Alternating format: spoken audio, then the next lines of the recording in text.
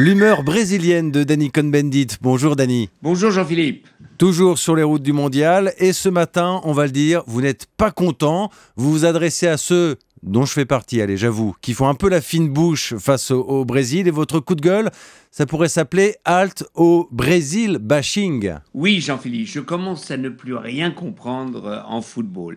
Bon, alors, je sais, le Brésil, c'est pas l'équipe qui domine tout.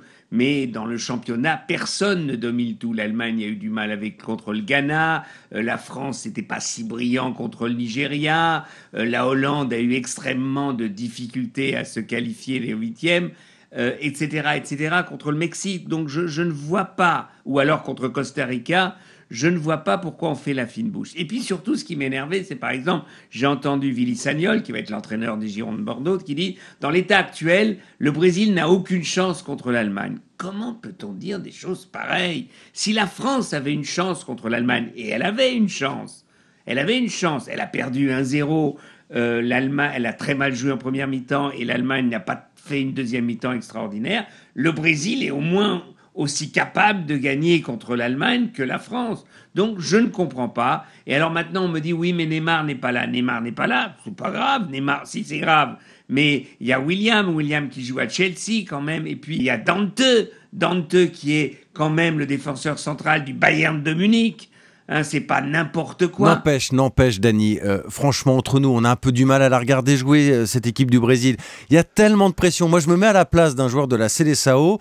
On a envie de leur dire, les gars, faites-vous plaisir, c'est quand même que du ballon. Ouais, mais faites-vous plaisir. Oh, ils n'étaient pas si décontractés que ça, les petits Français. Hein. Et c'était aussi que du ballon. Hein. En première mi-temps, ils étaient comme des élèves qui allaient passer un examen et qui avaient vraiment le foie serré. Non, il faut arrêter. Oui, c'est que du ballon, mais il y a une telle pression. Tout un peuple espère vraiment cette victoire du Brésil.